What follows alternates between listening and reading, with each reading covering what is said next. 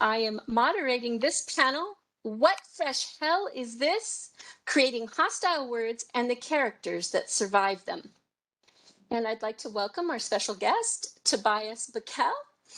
Tobias is a New York Times bestselling and World Fantasy Award-winning author, born in the Caribbean. He grew up in Grenada and spent time in the British and US Virgin Islands, which influenced much of his work. Tobias currently lives in Bluffton, Ohio, which is a long ways away from the Virgin Islands, with his wife and twin daughters. He's an instructor at the University of Maine's Stone Coast MFA in creative writing. His novels and over 70 stories have been translated into 19 different languages. His work has been nominated for the Hugo Award, the Nebula Award, World Fantasy Award, and the Astounding Award for Best New Science Fiction Author. Welcome, Tobias. Thank you so much for having me. I'm excited to be here. And our other panelist is Moses Osa Itomi. And Moses is a Nigerian-American fantasy writer and nomad, currently based out of Honolulu, Hawaii, man after my own heart. He has an MFA in fiction from Sarah Lawrence College and various short fiction publications. His debut books, get this, his debut books, Daughters of Oduma from Athenaeum Books and The Lies of a Jungo from Tor.com will both be coming out in early 2023. When he's not writing, he's traveling, training in martial arts, or doing karaoke. With or without a backing track, brave man. You can follow him on Twitter at Moses Utomi, but he wouldn't advise it. So Tobias and Moses, welcome. Our description for this panel says, your world may be falling apart, but you want your world building to be strong, sturdy, and full of hidden spikes. We're going to discuss how to build fictional worlds that are dangerous, destabilized, and brimming with intrinsic conflict. How do you build a world that wants to kill your characters at every turn? And then, how do you keep your characters alive until it's time for them to die? I absolutely love this situation because as writers, we are often told to up the stakes for our characters and torture our characters. And there's so many phrases that we use to describe this process. For each of you, I want to start from the point, what is the helliest hell that you have written so far? And what do you most like about it? Moses, do you want to take this one away? Yeah. This is really tough. I have I should probably plug works that I've published, but I have an unpublished short that nobody wants to buy about a future in which they've created a device that telepathically and emotionally connects all humans who have ever lived throughout time, which sounds, well, it sounds bad, but also it is bad. And what happens is basically everyone is almost immediately rendered into a vegetative state when they're overwhelmed by the amount of content they're taking in from all the humans who've ever lived. Except for a few people who have to spend the rest of their life trying to bring everybody back and not knowing how. So it's a pretty helly situation because it seems good because everyone is like emotionally in tune with each other. The people that survive are able to access each other's emotions and thoughts, but everything else in their life has been taken away. So it's not great. I would say that I think one of the helliest things I created was in novel form, and I didn't create it, but I wrote it, was I love attending random panels, particularly on science tracks at conferences. And I happened to, Jeff Landis and I were in a writing group out of Cleveland when I was much younger called Cajun Sushi Hamsters from Hell. And Jeff Landis is an actual, honest to God, like rocket scientist. Like he has experiments on Mars, on a lander right now as it trundles around. But one of his other obsessions is Venus. And I'd been to a couple of his Martian presentations. He does like for NASA, he does like a little NASA traveling, PowerPoint presentation, like every single cool thing we're thinking about maybe one day sending to Mars.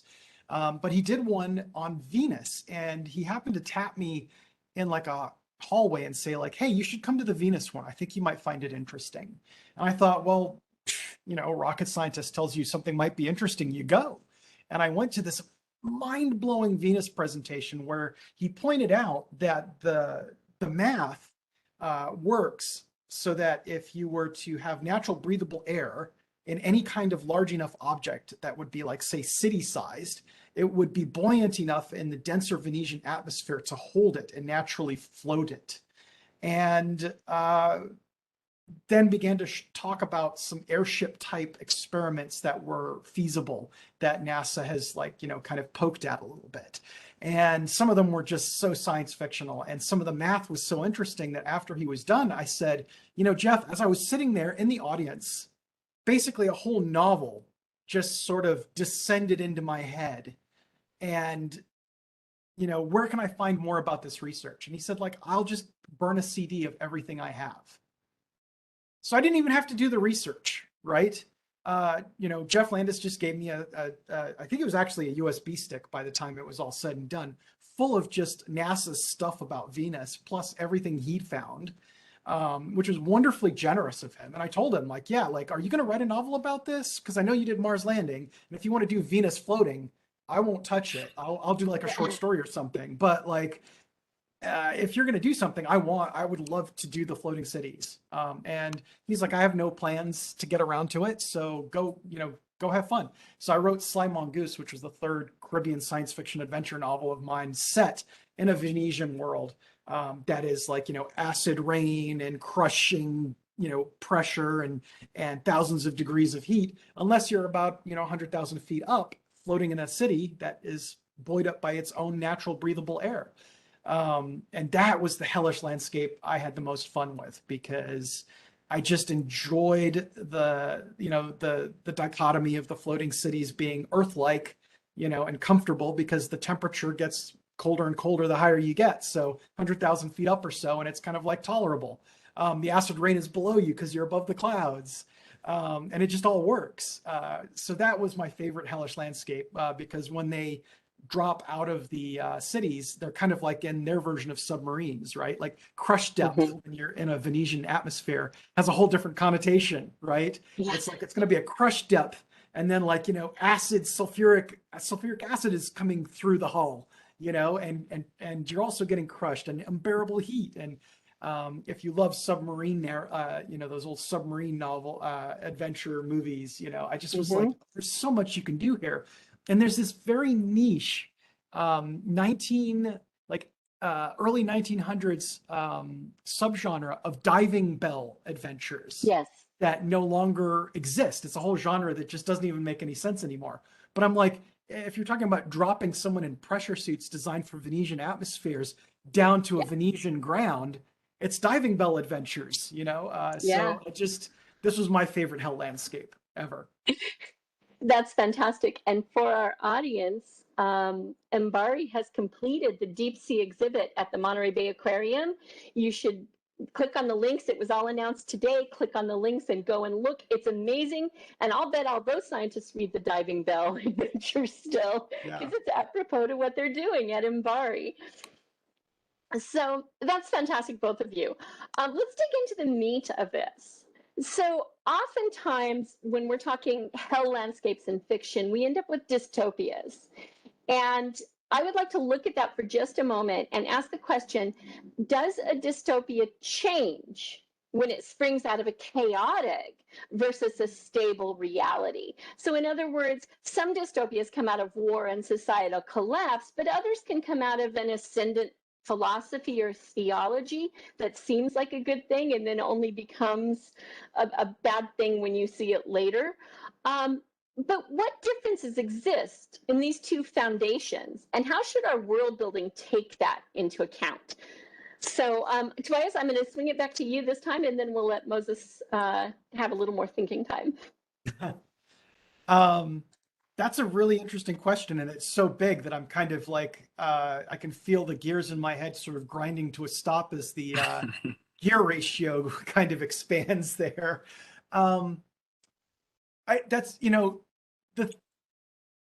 There's something a little less terrifying about a dystopia that springs out of the situation of harsh environments, because it still feels like we're all in this together. And it feels like a shared sacrifice. It's almost sort of like the Greeks deciding that, like, oh, there's an existential threat to the state, so we're going to elect a tyrant who has, full control, because we're all, it beats dying. And so we've lost our political freedoms, and we've literally allowed tyranny, knowing that as soon as this war is done, we have a mechanism for undoing, the tyrant being in charge. And so I think kind of like the dystopias that are like, oh, we're living in a molten metal world on top of a fusion, accident. I don't know. I'm just making something up there. Like it's sort of like us versus the environment. And so it feels less oppressive, right? Because the environment's more oppressive. And yet, when you're talking about your classic dystopia, it's very much a, it's a, we cause this. And so it is, it feels taught, it feels societally complicated, and it becomes this different beast. So I do think that creates something different. In Sly Mongoose, this is weird because I'm talking about a book I've written, and I usually try to avoid doing that. Buy my book, people. But in Sly Mongoose, I do have like this sort of element of, sort of a theocratic and very sort of a socially conservative government that exists on one of these floating cities, because they're reacting to the external fact that, like, if they don't maintain the city, it's going to drop. If they don't, sort of force these kids to have horrible diets and eating disorders, they won't fit in these suits that they drop down to the surface and use to scavenge resources. And so, yeah, I did actually follow that kind of classic pattern that you just set up there, because I think that that got kind of us versus the horrible environment allows us to kind of allow a structure like that. But to be honest, like now that I'm looking back at it like 10, 15 years later, before I was working on that, I kind of start to wonder if that isn't just an easy, I would have to criticize myself, right? Because if there's one thing I hate, it's like these moments in like Hollywood movies where it's like, look, Godzilla's tearing down like, Fifth Avenue in New York, and all those guys are like maybe going to loot. So like we have to have lots of police and National Guard, carrying guns because people are too stupid to do the right thing in a situation like this. And I've come to sort of, having lived through some actual natural disasters, I know that community is like this incredible self-organizing system that often, after hurricanes, all the community gathers up and starts like, disassembling roofs that have flown onto the roads so that we can clear the roads so people can get around. We start like figuring out who has what and how we can share it. And having seen and lived through those natural disasters, I know that kind of that idea of just sort of like, oh, we're going to have to be like Spartans and live extremely frugally and allow these people to beat us because that's the only way to survive.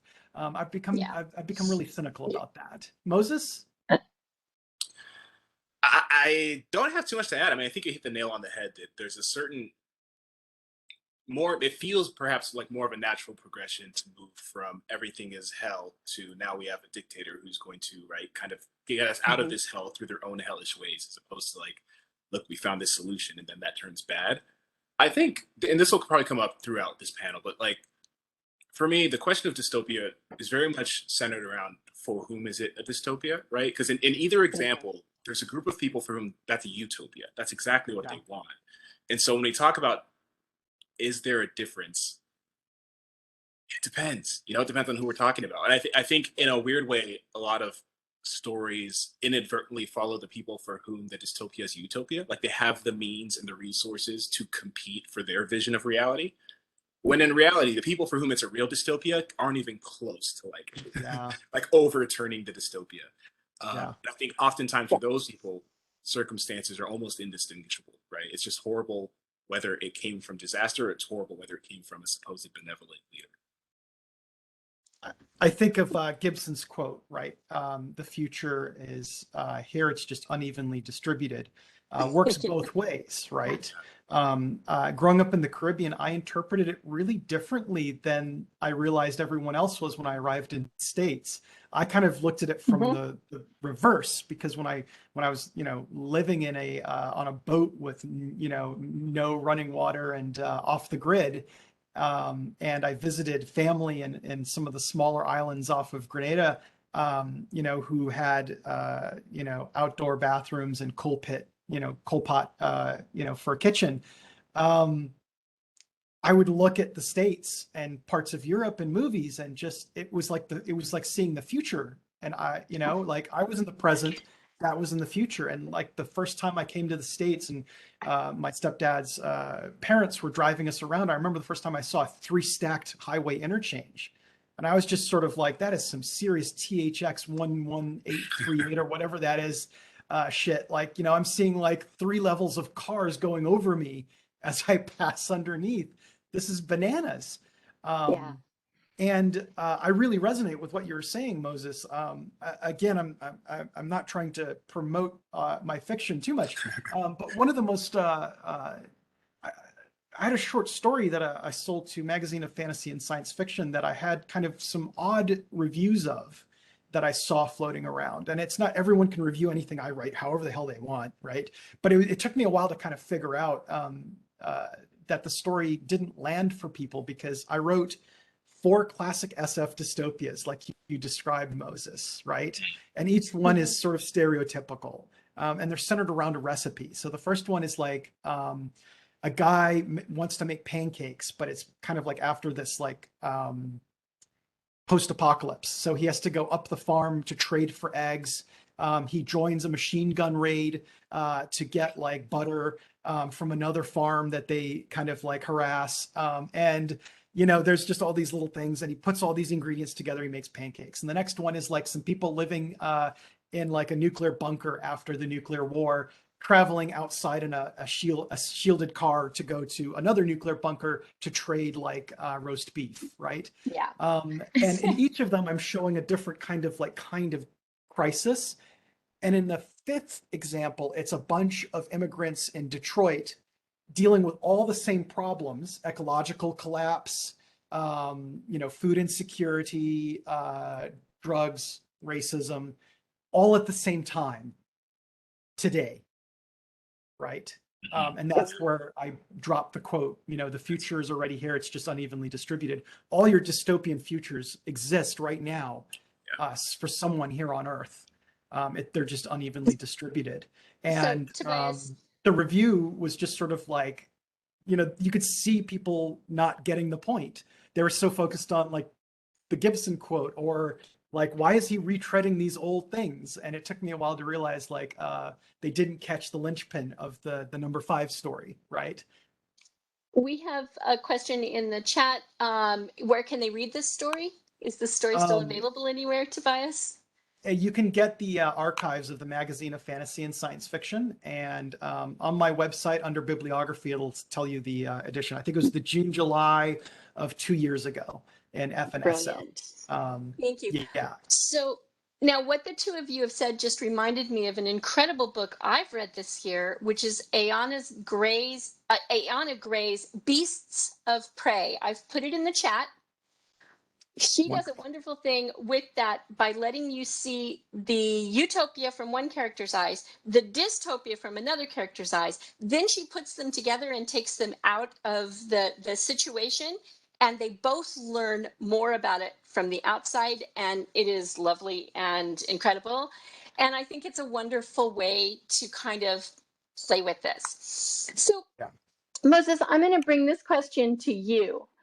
How can we escape our own cultural hegemony in our world building? So, for example, I'm a Gen X child of middle America, so I tend to think of normal as going to school on the weekdays and having barbecues or trips to the beach or chores to do on the weekends. Christmas and other Christian holidays, etc. I commute to the office. Films, my high school was like something in a John Hughes film. How do we build strange new worlds that don't just feel like our own world reskinned? Yeah, that's a really good question. I'll start from the end of the question, work my way backwards. Maybe the idea of building new worlds that aren't your own world reskinned, I'm not entirely convinced that's necessary. I do think there's a lot of value in, as a writer, interpreting your world in a defamiliarized way for the reader, right? Kind of what Tobias was just saying with his story, where, I mean, each of the 4 stories you presented, Tobias, are our world, right? But the fact that you've reskinned it in this dystopia that makes it look like it's not a world is what allows the 5th story to land. It's what helps the reader make that connect, I think, right? I guess the reviewers disagree. That's but what I was hoping. Yeah. Yeah. And so I do think, as a writer, there's a lot of value in figuring out how to reskin your world so that even people from it don't recognize it. And I think the other component of that is to accept that one's own world is deeply strange, right? Like, just because it's, and also one's own world is very small. So, for example, I mean, you're a Gen Xer and you might not have access to what it's like living in Mongolia, but your parents may not be Gen Xers. Your children or students are probably not Gen Xers. So you're already intersecting with all these other worlds where they have different perspectives and different values and different realities. I mean, Gen Z doesn't look at going into the office the same way boomers do, right? And so you already have access to all these other worlds that you would think you'd have to go very far or read deeply into the histories of other societies, but in reality, most of us are constantly colliding with different realities and the people around us. That That's is a really wonderful. good point. One of the things I often talk about, like when I travel to different workshops and when I teach writing, you know, even just locally, is that like people assume, you often get these younger, newer, I should say newer, not younger, newer writers often will do something like they set us, you know, you run into this new writer in a workshop and they're setting their story in New York. And you'll say like, well, like, what's your connection to New York? How long have you, you know, spent time in New York? Oh, I've never been to New York. Oh, okay. Well, then what made you want to set this story in New York? Well, you know, great literary stories are set in New York because all the great literary stories I read are set in New York. You know, you want to do that imitation, right? And sometimes there's this problem with exotifying. So people think like to be interesting, it has to be set somewhere else, right? But your own backyard is incredibly deep, right? And examining that with fresh, critical eyes is surprisingly full of things to discover. And so I often tell them like, you know, tell me about, one of the great exercises I do is just to tell them to find a specific thing that they know about more than anyone else in the world because it's so familiar to them. Tell me about like the little gas station your grandparents owned in that small one-stop-light town and describe the crap out of it to me, because who else in this class or among some readers is going to have grandparents who own a gas station in a one-stop town, right? They think that those experiences and that background doesn't matter or doesn't have value. And it does. And so getting them to examine it with fresh eyesight is often a really great place to start, to give them the tools that they need to kind of look at place with a little bit more depth, that they can then, if they get interested in something else, take those methods and say, oh, that's what it takes to go that deep, you know, and transfer that to somewhere else then later on down the line and say like, oh, in order for my family to recognize the story I told about my grandparents, I had to include all these details to make it real for them, which teaches me how deep I would need to go if I wanted to set a story in like downtown Prague, right? About which I know nothing right now. Yeah, right? that's a really great. Oh, I'm sorry, go ahead. Oh, this is one of the dangers is we have access to all these great tools that can show us, you know, Google Maps live of, not live, but, you know, we can drop a pin and take a look at downtown Prague and we can think that that means something, but it actually doesn't, right? Yeah. I do have one quick point about utopias and perspectives, which is never forget that Sir Thomas More, who wrote Utopia, if you read Utopia, had the assumption baked into it that there would be slaves that took care of all of the menial work for the island of Utopus, right? So right there, even in the word we use in the concept, there's this hidden history that should be acknowledged, that just the core concept of utopia, dystopia is very much like was broken to begin with. And that's a really good point, and that brings me to my tie-in question. As we were speaking of fact that the hostile world can apply unevenly, how can we leverage the dichotomy in our fiction without reinforcing the stereotypes of colonialism in our own world? Who wants to jump on this one first? I'll try at it. So I mean, I think Yeah. there is a transition from the previous question. The job, the duty, the calling of a writer is, I think, into some way seriously inquire into one's own reality, really look at it and see what's going on. And so nobody is exempt from having blind spots. I think that's just the reality of what we are. I think through enhanced introspection, you can minimize the scope of those and in some way work around them. But it's also important to understand what world you're building. Colonialism is a real thing that happened. It's a real thing that will probably happen in some fiction. It's fiction isn't, I don't believe, supposed to be expunged of the evils of reality. I think in some ways we can do a lot more by keeping them in there. So it depends on what you're tackling. It depends on how you're approaching it. It depends on who your characters are and what relationship they have with colonialism. If all of your characters are generals and princes and princesses, you're probably not going to do too much right? But then there's room for that even, right? You can have the prince who's rebelling. But I think it's important to keep in mind what stories you're telling and whose stories you're telling and what their views on it are. And honestly, I don't think there's any shame in kind of what Tobias was saying. There's no shame in not being equipped to write a certain story. I don't know anything about Italian history. None of my novels will ever be set in Italy. And that's okay. I'm not bothered by that. It's your nomad lifestyle takes you to live in Italy for a few years, and you get some perspective, right? That's true. Never say never. but I think it's okay for writers to say, like, I don't know this thing and I'm not going to touch it. Go a different direction. I shocked a bunch of people not too long ago because I said I've been doing research and mulling an alternate history I wanted to write about Haiti, but that I still hadn't gotten the depth of knowledge that I needed in order to feel like I could comfortably do it. And so right now I kind of still have this isn't my story to tell. If someone else figures it out, then that it'll, happen. And if it takes another 5-10 years for me to kind of wrap my head around everything to be, to feel like I've gotten that vertical slice that I need, I'll get there. And someone was really offended by that. And I was just sort of like, I just think that's the least I can do. Like literally. Yeah. Well, I think that that's often a time, we're at a time, my grandmother called these times of the reckoning, which is where ideas were changed. And she called the 1960s the reckoning because that was when women got the pill and began to enjoy freedoms that they had not had up to there. So there was a huge amount of cultural change around those issues. I think we're in another one of those now. And as writers, the best thing we can do is ride that wave and, talk about what's happening and what we see now, and understand that maybe in 20 years, we're going to look back and go, man, I didn't have the full picture yet. I have a colleague who says, I really hope I, get old enough to see myself become a problematic older writer. And that the next generation and the generation after that looks at me and goes like, oh my goodness, because that'll have meant that the field would have evolved, that, there would have been so much growth that I would have to work to keep up. Yeah, I like that picture. Okay, so I'm going to ask you, let's dig into characters that live in the chaos that we're creating a little bit. Nobody wants to hang out with Job. Let's be frank that this much put upon character from the Christian Bible was a bit of a downer, right?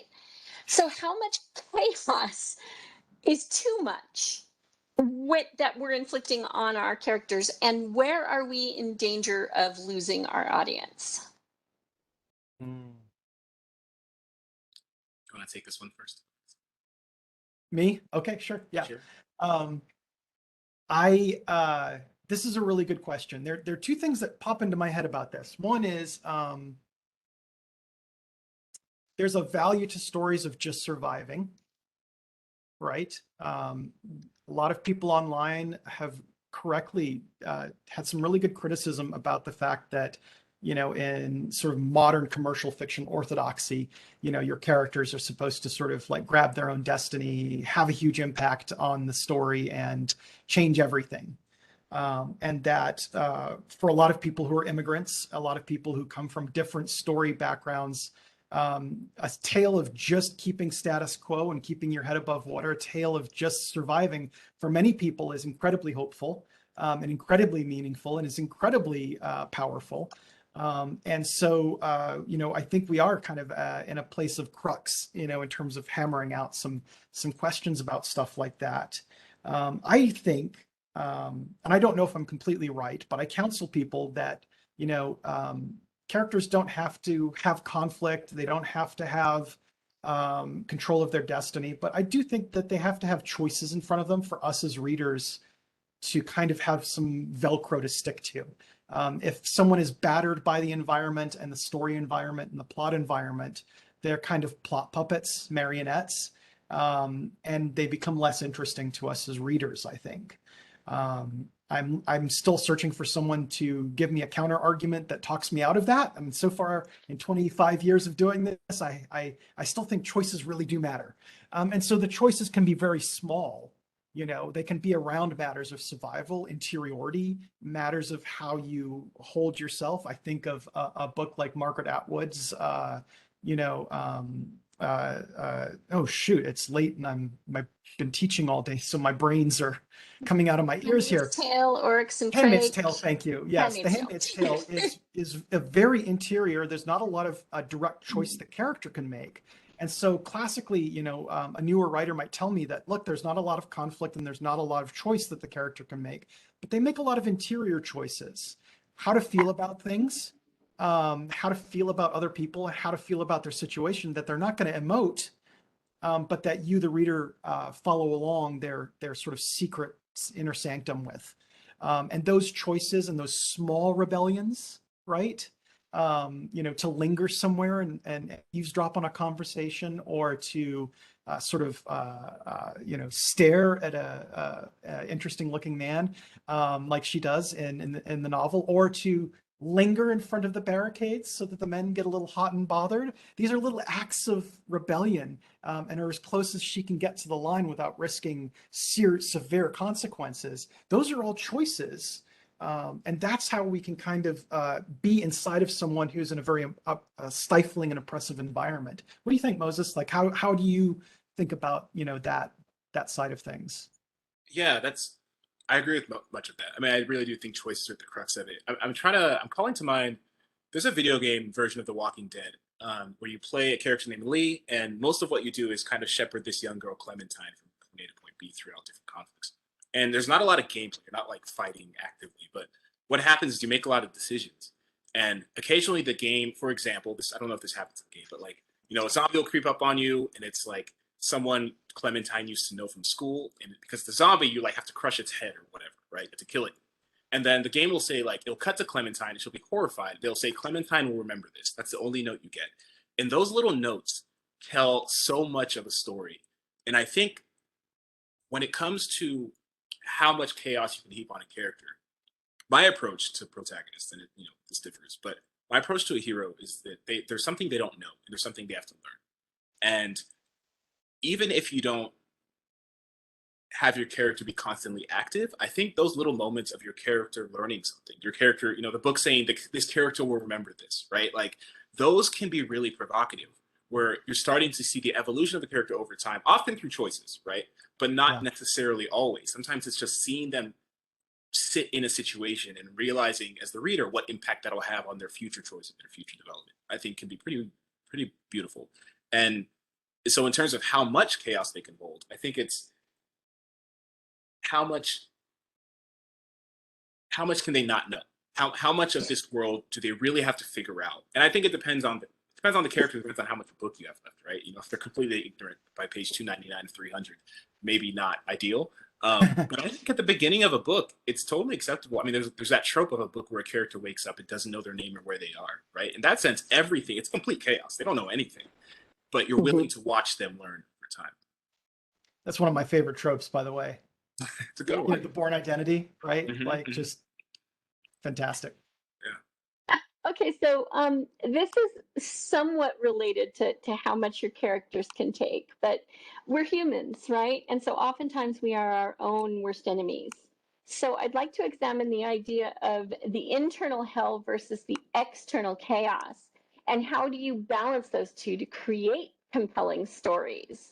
So where do your characters successfully fight? Where do they trip themselves up and become their own worst enemies? And how do you balance that tension? Moses, let's start with you this time. Yeah, that's a good one. I it's hard for me to extract an individual character. I think so much of a novel or story is the ensemble, and so there's a balance across characters. You can have a character that's just going through the worst time ever, external hell, internal hell, but other characters balance that out because their life is relatively harmonious. In terms of so I would think if you balance it across the cast, balance it across the story from different perspectives, I don't think. I think this question is really about the impact on the reader. I think the reader can handle that. If it's a first person perspective and their life is hell and outside is hell and it's just like that for a sustained time, I think that's tough without extreme justification and really skillful writing.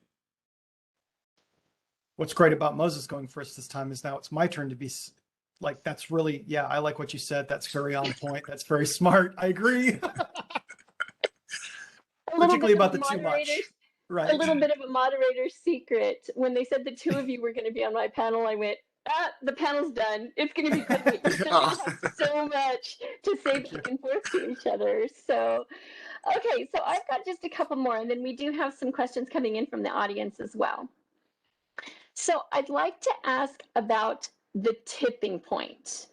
How do you know when enough is enough and your character now has no choice but to either, in a traditional Western narrative, face the conflict head on, or in a less, not a Western narrative, but as you said, Tobias, in many other peoples where it's the actual survival against the forces outside? Where is the survival point in that case then? Where do you know as a writer that, okay, this has gone as far as I can take it before it just all falls apart? And how do you find that point?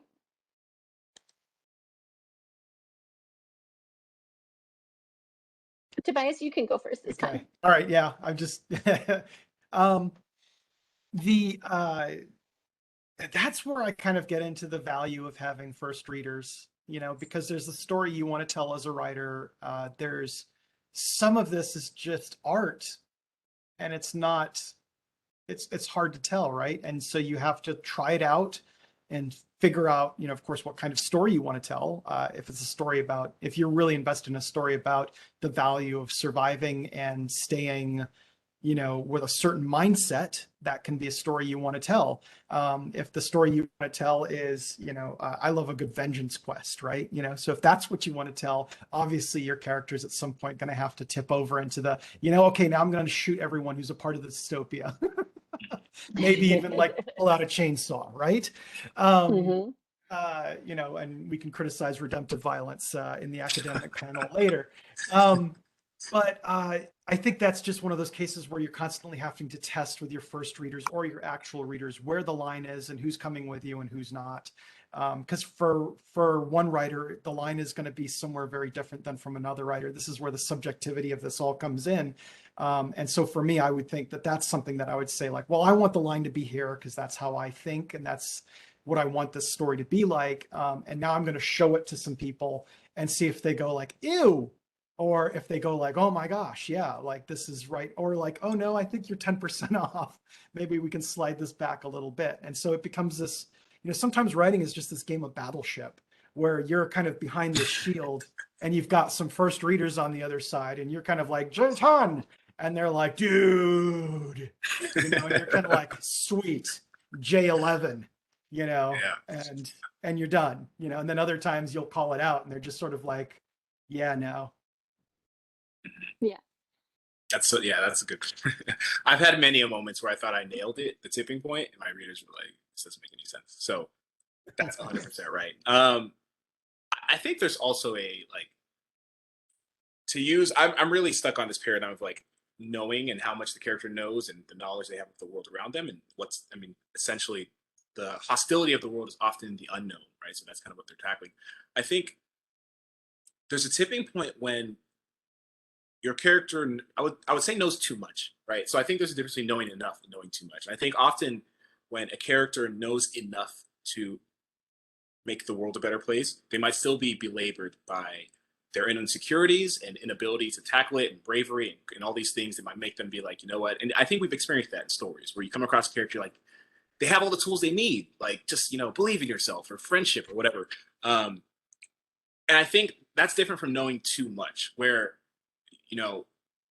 somebody understands in this case, mechanisms of the dystopia so deeply that they can't sleep at night. Like they know too much, right? You can't sleep when you know what's happening to the children on the other side of town, when you know what that factory around the corner is actually doing after hours. Like when the character to me gets to that point is when the action spurs itself, right? As the writer, I'm almost not controlling. That character needs to leap out and go tackle it. I think that can be pretty compelling when you put them in a situation where you've given them all the tools they need and you've told them all the truths they need to know, and then they just kind of slingshot off and take care of it. I like that. Okay, so let's go to some audience questions. You've both spoken about cultural and environmental survival. Where do you see the survival or dystopian genres going? And what do you think is the next step? I've got some specifics. One of the problems I think we have with dystopian literature has been that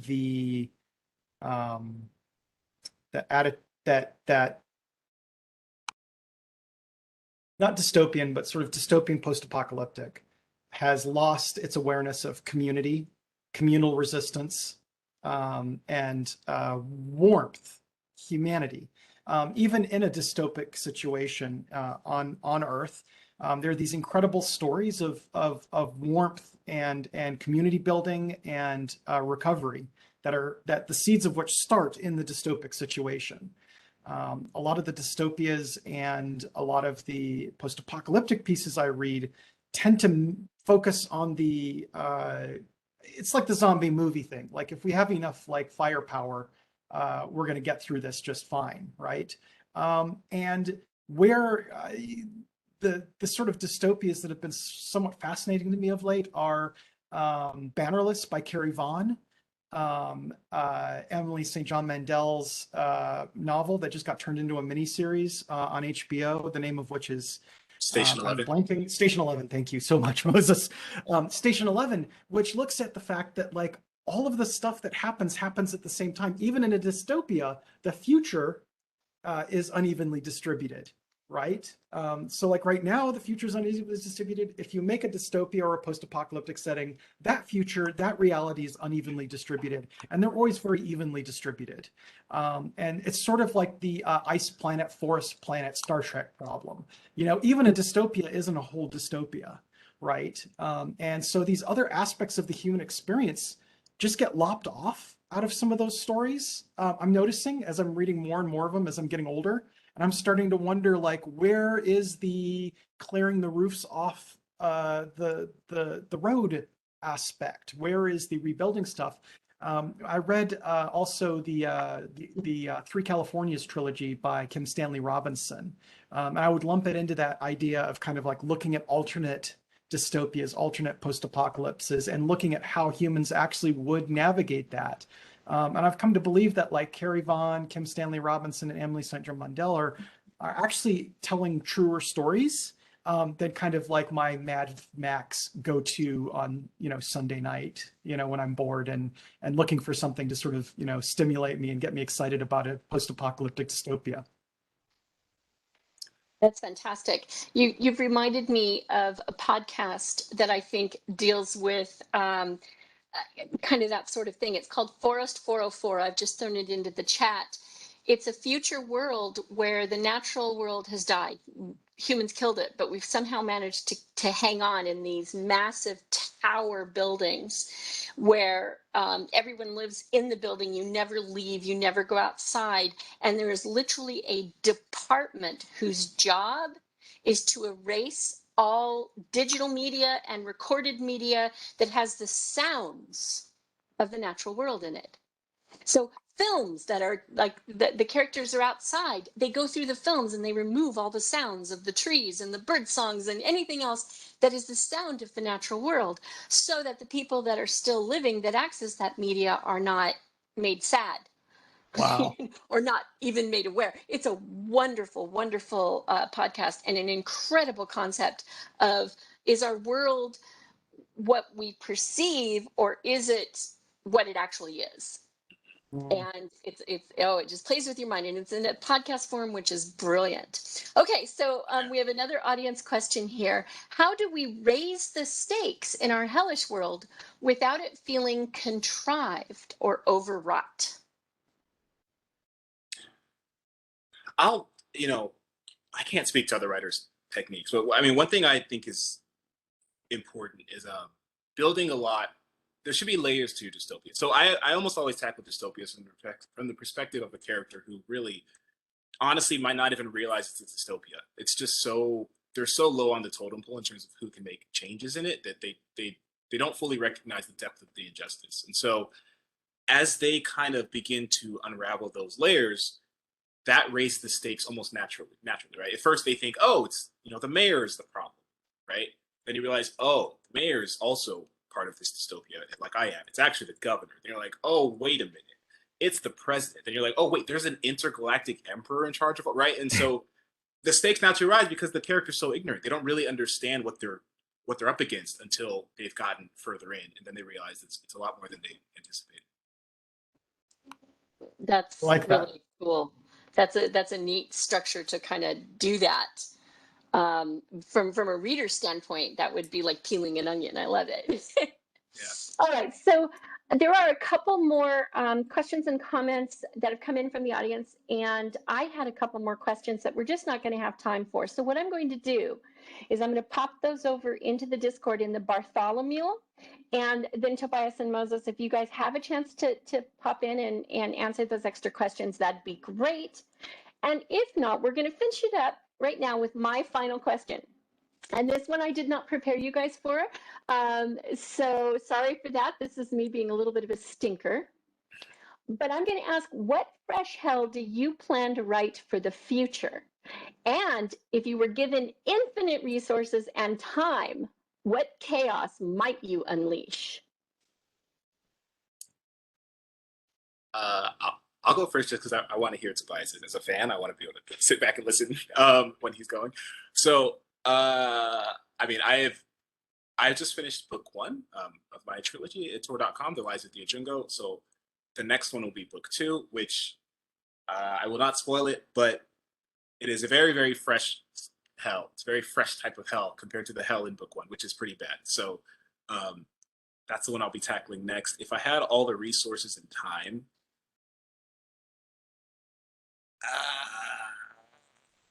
it's tough because honestly, whenever I'm working on a project, that's my baby, that's my favorite. So I'm pretty biased. So what I'm working on right now in my head, like even if I were a trillionaire all the time, this is what I'll be working on. That might not be true, but it feels that way right now. So, but yeah, the amount of the chaos that's going to happen in that book is I think my peak for right now in my career. Nice. That's a really good question. I love the idea of self-replicating machinery. And there's a novel that I'm trying to expand from a short story that I'm giving away kind of one of the secrets of the novel, but I'm hoping to use that. Ever since I read Fred Saberhagen's Berserker series, I've always wanted to do my own take on kind of like, the nanobots that spread across the galaxy and ruin everything, kind of fresh hell. And that's, I haven't done a take on that really yet. I touched on it a little bit in a short story that's related to the novel that will be coming out in an anthology soon. So I'll just kind of, monitor how people react to that and think about it and see if that's a novel that I will take off on, because ever since I came across that, self-replicating machine concept, I have just been like, okay, that explains Fermi's paradox. There we go.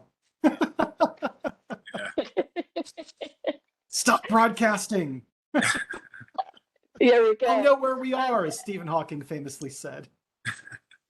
So just throwing my hat into the ring, if I had all the time and resources in the world, I would write a dystopian or verging world, something along the line of Kindred or Parable of the Sower, except that it starts with the character at age 10, and there are 10 books. Book 2 is that same character at age 20. Book 3 is 30, etc., until I get to them on their deathbed in the final book in book 10 at age 100. And I would really like to see that long-term effect, but filtered through a single POV. And so that would be my wild. In case there's any publishers out there who want to contract, um, these guys have their information in their bios. You can find them there. We'll continue the discussion over in Bartholomew. And I cannot say thank you enough to Moses and Tobias for being willing to put up with my crazy questions and join in this very stimulating conversation. My brain's going to be spinning for weeks on this. Thank you so much. Thank you. Thank And you thank so everyone much. in the chat. Both of you, actually. Thank Take you a for moment coming and say out to your see goodbyes. this. We really appreciate it. And I'm not going to be in Discord because I have another panel right after this one. So that's where I'll be. Guest Moses, of honor, you know. it was a pleasure to talk with you. This is great. Yeah, same, man. It was nice.